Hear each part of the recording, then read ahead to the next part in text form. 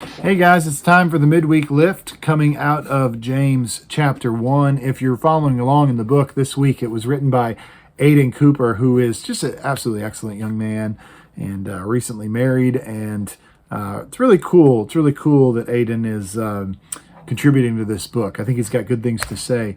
I like how at the beginning of this chapter, it says something that none of us want to hear.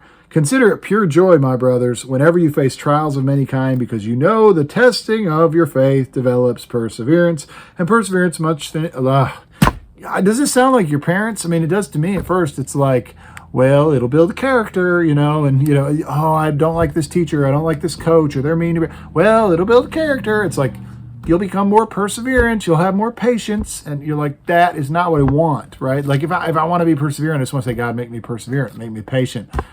I don't want to have to go through the hard stuff to get there, right? Well, you got to realize the people that James was writing to, they were already going through the hard stuff. This wasn't like, hey, you should be happy if. This was, you're going through hard stuff, but guess what? It's going to make you better. It is not fun to hear people say, when the hard stuff comes, it'll make you better. But when you're in the middle of the hard stuff, it's helpful to know that there is a path through it that makes you more like God. Right? When you're in the middle of it's not my mom's dying from cancer and somebody goes, well, it's all part of God's plan. I'm not talking about that. I'm talking about when your mom has cancer and you're saying, God, I want you to heal her, but I want you to teach me how to be faithful to you no matter what happens. Ooh, that's tough, right? God expects of us that when we face trial, we won't face it alone, but we will lean on him. We will come to him. And he's ready. He's ready to give us a strength that we don't have, but we do need.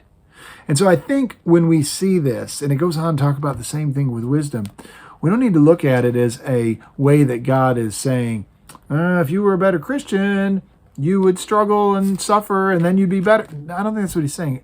We need to look at this as a way to say, God is telling me that when those tough things come, I can turn to him, and he's standing there ready to help, ready to make me help me persevere, ready to give me wisdom, ready to help me stand up during trial. That's just who he is.